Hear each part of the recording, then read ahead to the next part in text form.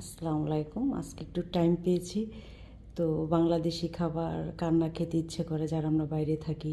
তাই খুব সহজে বাংলাদেশের যে চাপিলা মাছটা বলি, এটা আমার মায়ের হাতের খুব টেস্ট হইতো।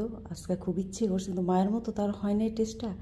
আর এটা নিহারি, আমার ছোটো বোন খুব ভালো করে রান্না করতে পারে। ওর হাতের এই নিহারিটা খুব টেস্ট হয়, ভুনা করে করে, ঝোলটা কম রাখে।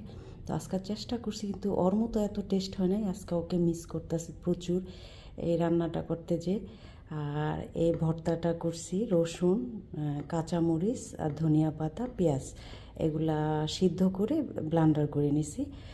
এই ভর্তাটা খুব টেস্ট হয় যারা আমরা বাইরে থেকে সহজে খাওয়ার জন্য। আর এটা দেশি চাপিলা মাছ, প্যাকেটে পাওয়া যায়, তাই মাথা নেই। এটা ফ্রাই করে রেখেছি, আর কিছুটা মটরশুঁটি, আলু, টমেটো দিয়ে রান্না করেছি। কিন্তু আজকে আমার মা আর বোনকে খুব মনে পড়তেছে দেশি খাবারগুলা, কিন্তু তাদের মধ্যে